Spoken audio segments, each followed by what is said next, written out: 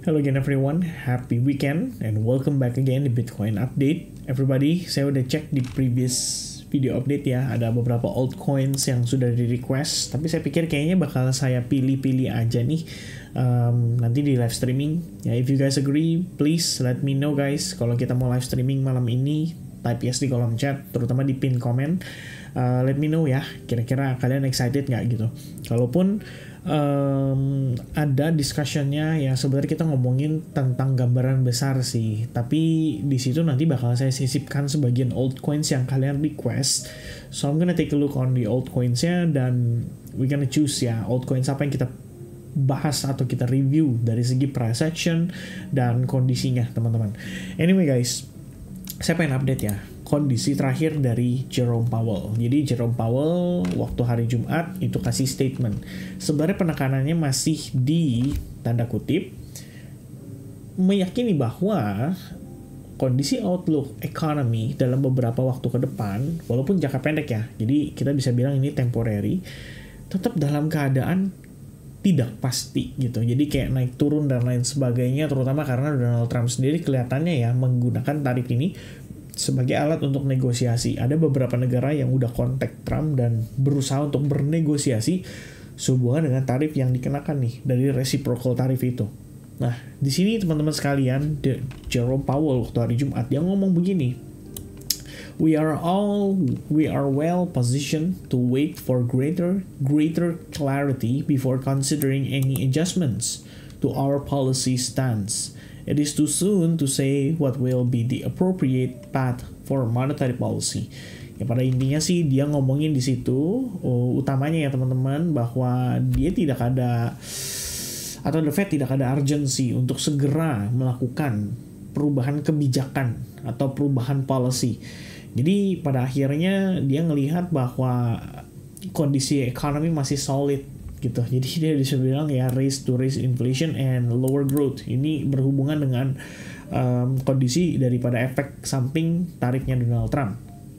Kemudian teman-teman sekalian ya, ada beberapa statement dia mengatakan bahwa pada dasarnya kondisi ekonomi mereka saat ini masih dalam keadaan growth yang solid. Walaupun kedepannya ada ekspektasi bisa melambat. Yaitu yang disampaikan oleh dia tuh. Nah, yang menarik nih teman-teman ya, sebenarnya kalau kita lihat dari Fed Watch Tool atau Fed Funds Rate Market ya, Fed Funds Market, somehow market itu mengexpect Jerome Powell dan kawan-kawan untuk melakukan pemangkasan suku bunga hingga 4 kali di tahun ini. Ya, ini angkanya luar biasa teman-teman. Suddenly berubah gitu. Waktu bulan Juni kita ngelihat angkanya naik ya, jadi 63,9%. Jadi pemangkasan suku bunga kemungkinan di bulan Juni itu pertama. Yang kedua adalah di bulan Juli atau tepatnya pada bulan 7 itu kembali akan dilakukan pemangkasan suku bunga senilai 61,6%. Market percaya kalau The Fed akan pangkas lagi 25 BPS. September juga sama. Suddenly market percaya The Fed akan pangkas lagi senilai 25 BPS. Dan terakhir Desember 37,5% conditional meeting, market percaya The Fed akan pangkas suku bunga lagi. Ini kayaknya kalau ngelihat kondisi begini guys ya, tampaknya market mempercayai bahwa stock market yang terakhir drop itu sudah memberikan dampak yang relatif negatif buat para pelaku pasar ya, meyakini bahwa adanya potensi market itu sudah memasuki fase koreksinya gitu, atau mungkin the beginning of the bear market. Oke. Ini sebenarnya menjadi sebuah concern besar ya bagi para pelaku pasar gitu. I mean, ya gimana enggak gitu kan. Kalau kita lihat ini untuk Nasdaq aja 2 hari terakhir itu, terakhir sebelum penutupan ya, itu turunnya lumayan guys. Dari top udah turun 17,86%. Ini S&P 500 by the way. Meanwhile untuk Nasdaq dari topnya nih itu udah turun sekitar 22%.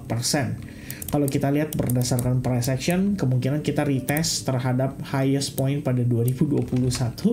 Kemudian all the gains atau semua rally yang berlangsung sejak November nih Donald Trump dipilih, itu semua dibabat abis teman-teman.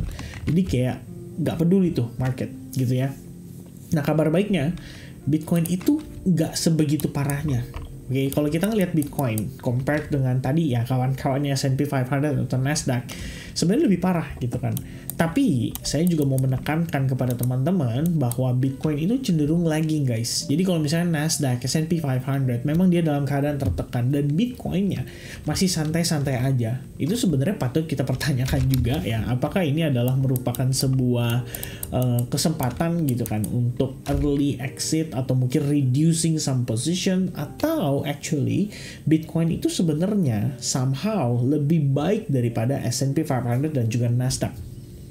Ya, dalam konteks di sini dari segi price action. Artinya apa? Kalau kita ngelihat price actionnya untuk S&P dan juga Nasdaq ini udah creating lower low dan mereka creating lower low aggressively. S&P 500 juga udah crash parah teman-teman ya, aggressively. Take a look. Bitcoin still do nothing guys. Malah kita bisa bilang ini masih higher low. Jadi somehow kalau S&P 500 atau Nasdaq nih dengan penekanan atau tekanan yang luar biasanya, terus kalau kita cek dari volatility index juga, memang ini udah memasuki angka-angka di mana biasanya itu menunjukkan indikasi potential bottom. Ya, ini kalau kita lihat ya, ada beberapa case gitu, terjadi spike terhadap volatility index untuk S&P 500 dan kalau kita lihat nih teman-teman ya, ada beberapa kejadian di mana kita ngelihat kejadian itu mungkin cukup familiar ya di sebagian orang gitu kan, yaitu 20 Maret market crash akibat COVID, ini nge-spike sampai 82 lebih kurangnya teman-teman sekalian. Kemudian kalau kita lihat kembali, ada lagi itu 5 Agustus, ini akibat Japanese carry trade, dan angkanya nge-spike cukup signifikan sampai ngelewatin 60 level indeksnya, tapi kemudian closing balik di angka 38. Nah ini udah di atas lumayan nih. Oke, so far kalau kita lihat ya, sebenarnya ini kalau comparison dengan price action itu ada korelasi yang cenderung terbalik. Jadi kalau misalnya volatility index somehow naik dan nge-spike cukup signifikan, kita bisa mengatakan bahwa ada potensi terjadi pertukaran barang yang luar biasa masif between mereka whales yang mungkin mau akumulasi dari harga murah dengan para retailnya yang malah panic selling atau buang barang. Itu untuk S&P 500 terutama, atau stock market kita bilang.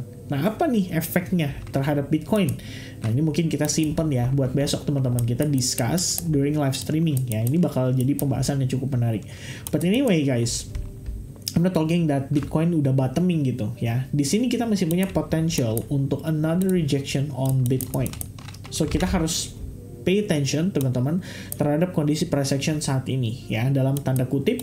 Kalau memang teman-teman di sini masih ada belief somehow buat crypto market, well, kita masih bisa manfaatin ini as a part of accumulation gitu ya, before I think ya we're gonna see another next rally gitu. Karena sekarang kondisinya kan begini, Donald Trump itu memang membuat kebijakan yang luar biasa ekstrim gitu kan, membuat para pelaku pasar itu khawatir atas kemungkinan terjadinya resesi ekonomi. But at the same time teman-teman sekalian, sebenarnya situasi kita nggak sebegitu buruknya gitu. I mean Donald Trump sudah umumkan tarifnya.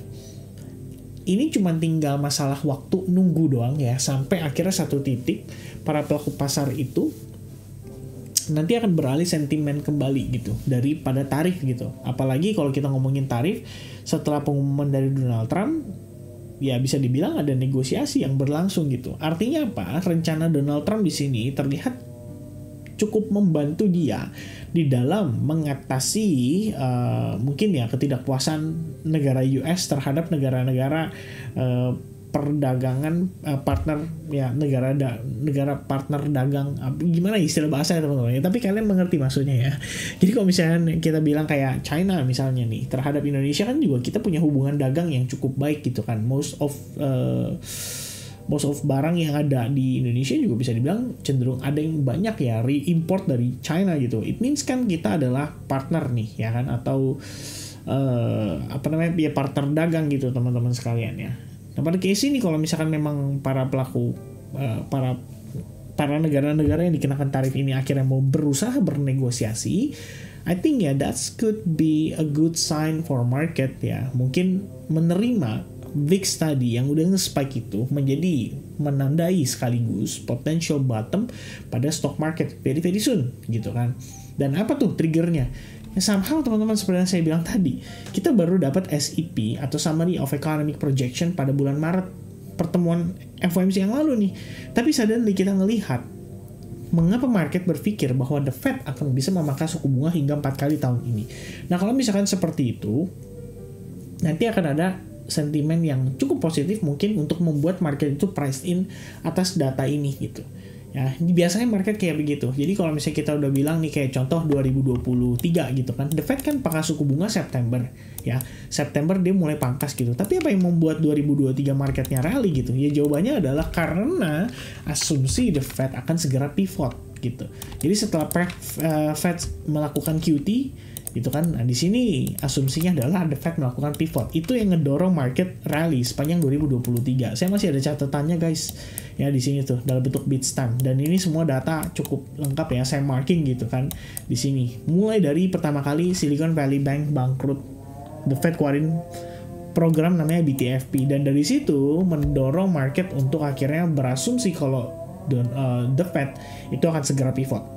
So that's the good news ya teman-teman ya. By the way, pas banget nih sholat azan sholat subuh ya teman-teman sekalian. Ya pada intinya mungkin untuk wrap up ya teman-teman. Pada intinya kita ngelihat efek daripada pengumuman tarif itu nggak seberapa gitu kan, di-compare dengan situasi S&P 500 dan juga Nasdaq. Somehow kita much better dibandingkan dengan US equity.